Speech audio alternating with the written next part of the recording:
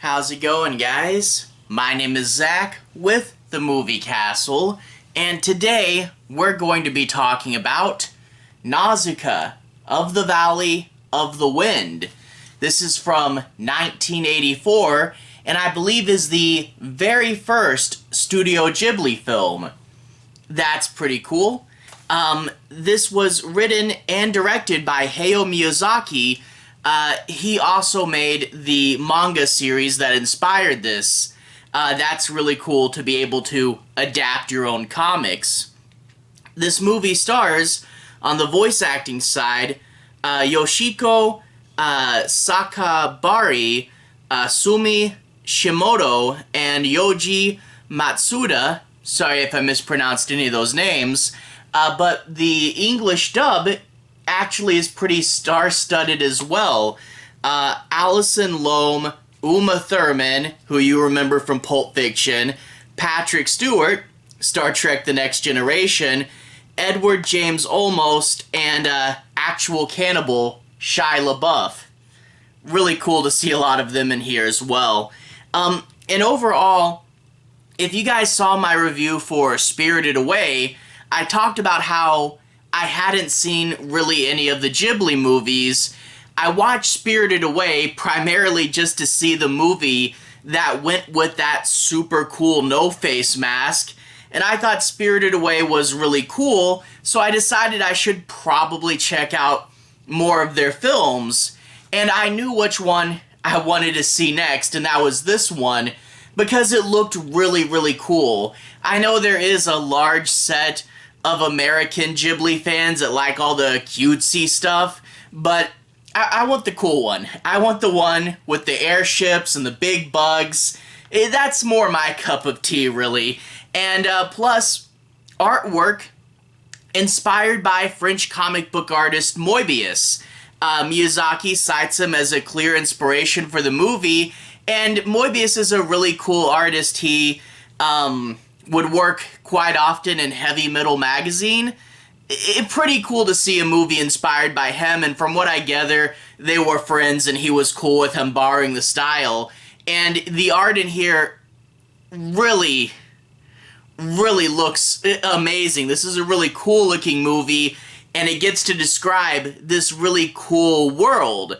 We get a world that was super advanced but had an apocalypse, and you get to see ruins and old stuff that doesn't work anymore. And you get at one point, they hide in a ship, and they say, why, according to legend, this ship could fly anywhere, even among the stars. And you're like, wow, this civilization got really far, and now they're in kind of basically the feudal era. They have some technology that survived, you know, there are guns, but primarily the advanced technology is airships. And let me tell you, flying and airship battles, it looks so cool in this movie. You really almost feel the wind blowing on you while you watch this. And there is cool airplane stuff in this movie. Really do like it. Plus, one of the cool visuals that when I saw it, I knew I had to see this movie was Nausicaa herself. She has this little glider that she flies around on, and it's a cool little visual. You just up there hanging on to this little glider flying through the sky. The air stuff is cool. The apocalypse is cool. The glider is absolutely iconic. But in addition to the man-made stuff, there's the nature in here. The toxic forest, a bunch of cool spores and funguses and big trees in this forest with bugs running around it. Giant cool bug monsters that would look right at home in an alien movie. And you get these like giant beetle things. They call them ohms, and they, you know, will just crawl at you with all these big eyes. But they're not just a monster. They're part of the ecosystem, and they explain the fungus, the toxicity, the bugs, and how they work. And, you know, that's a thing, you know, world building is hard to do it where you don't seem like you're just writing a textbook, but this movie not only provides a really good world with a sense of history, but also key pieces on how its environment works that are interesting as well. Yeah, no, this is a really good sense of world building in here. So I was lured in, obviously because the movie looks so cool and it had so much going for it, but it's not just a cool world, there's a cool story to go along with the cool world. So let's go ahead and talk a bit about the plot. I'm not going to be doing any major spoilers, but I do want to say my piece on a few plot points, make sure you guys have a basic understanding as to what kind of movie this is. And I think I'll talk primarily about the beginning of the movie. I won't go anywhere close to the end, so no major spoilers. But let's talk about a few of the opening scenes, because they do a really good job explaining this world. And one of the early scenes, you get Nausicaa flying on her glider and landing in the forest. She finds a shell, one of the big bugs, the ohms, has shed its shell, and she's studying it. And it's really interesting. Her there, she finds it has a big dome that used to cover its eye, and she can't break away it, and she lays gunpowder around it and strikes it with the firing mechanism and pops it off there. And her studying it and seeing what she could do with it and talking about how these bugs live, right off the bat, you get that she is capable, independent, and scientific. And it really is just an interesting scene because it's a bit of naturalistic world building as well. And it's just a cool idea, this, lone figure flying in and then studying a giant shell of a creature before we actually see it. It's a good opening. And we also get an introduction to the spores, because while she's out there, the plants will release their deadly spores. She's under the dome that she just popped off, but she also has her mask on, so she's okay. But you get a beautiful scene where she's under the dome and it's almost snowing around her with the spores, and it just sets up that this movie's going to have beautiful imagery, just her in her little dome surrounded by these spores, but cross-reference imagery with also explaining part of the plot, that there is toxic spores everywhere, the world is irradiated, it's eating into humanity, So visuals plus plot, good combination there.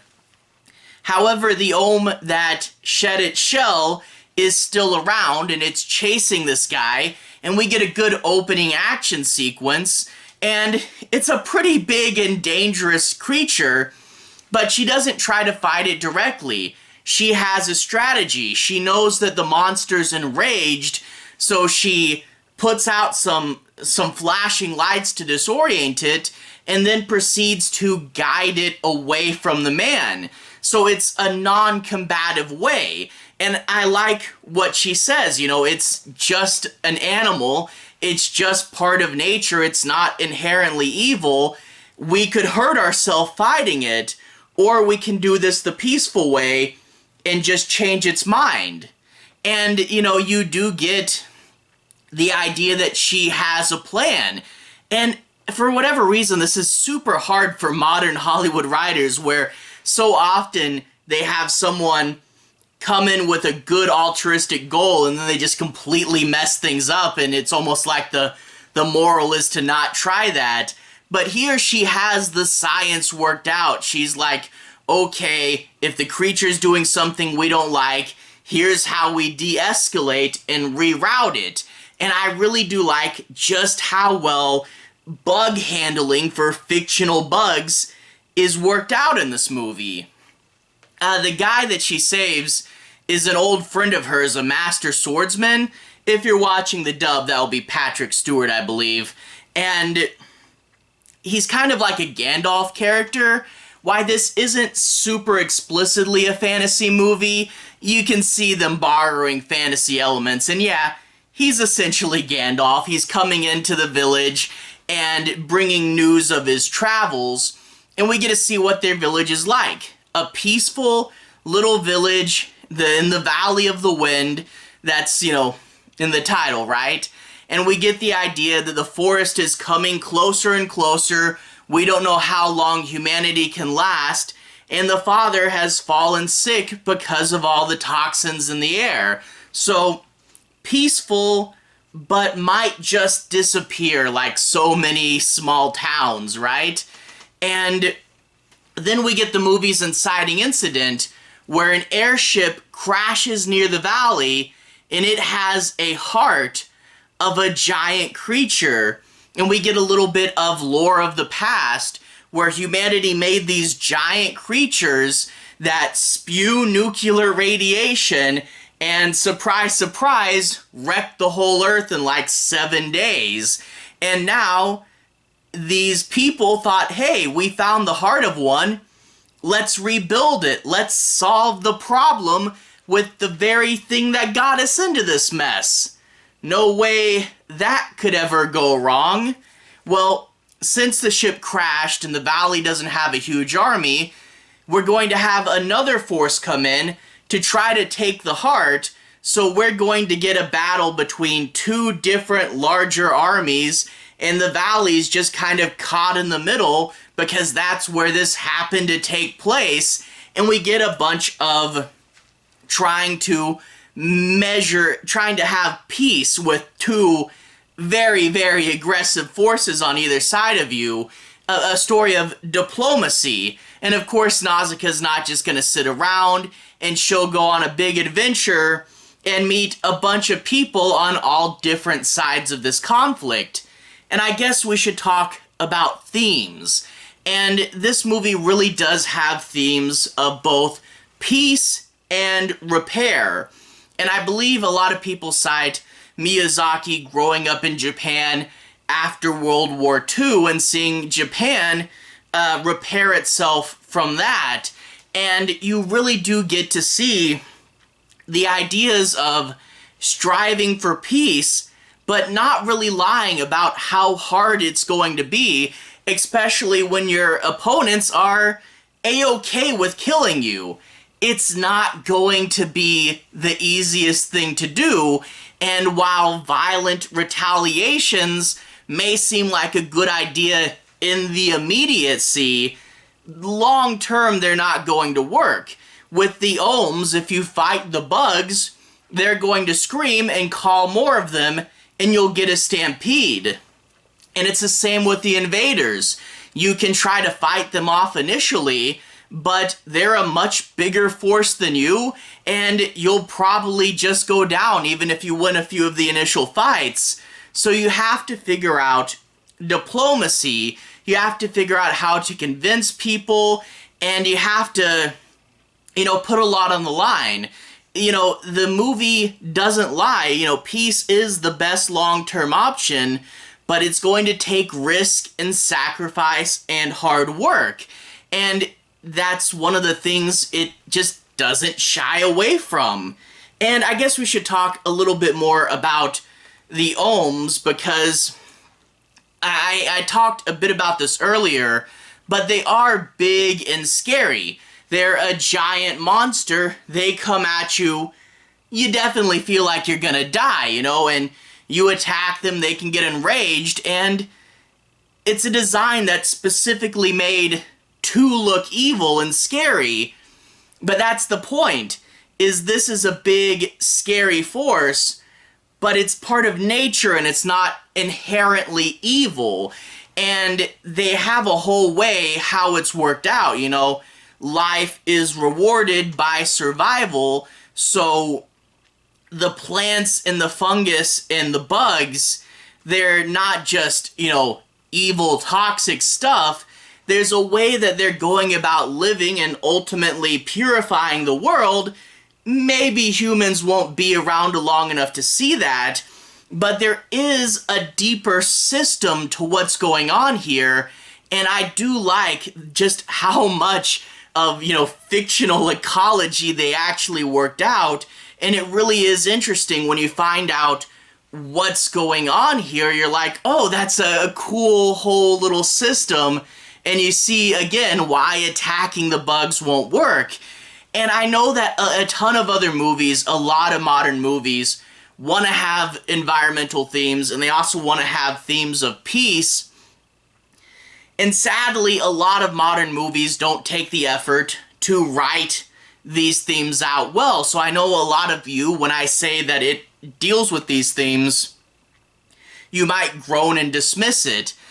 But this is it done right. This is what all those other movies should have been. This is very well thought out, is somber at times, and just the idea that it's harder to go this path, but this is what we need to do. I guess I should say this is one of those movies, like, I don't consider myself an inherently violent person, but when you do see the big bugs, that's your first instinct, is you should probably just shoot at it, right? And ultimately, this is one of those movies that makes you want to be a better person by the end of it. And I think that is super important, especially in a movie, aimed at kids, saying, hey, let's take a moment and honestly analyze conflict. That's super important. And overall, I really did like this movie. As I said at the beginning, it looks super cool just from a visual standpoint, and it has a really cool world that's built up. But in addition to that, giving it an interesting story, a ton of interesting characters, and interesting themes, going in and exploring the conflict, you get points of view from either side of it, and you even have times where you push Nausicaa a little far, even though she is the peaceful one. And she does have struggles trying to resolve this conflict with as little death as possible. It is very interesting and well thought out, and I really did like it, so I can definitely recommend it. Anyway, to everyone who's watched so far, thank you for watching. To everyone who's liked and subscribed, thank you. You really are helping the channel out. I'll leave a relevant playlist on the bottom. How about my Asian media playlist? You should be able to find my review for Spirited Away in there, as well as other movies, like I covered House. That was a fun movie. Anyway, have a good day. I'll see you guys again very, very soon. Relevant playlist on the bottom. Have a good day now.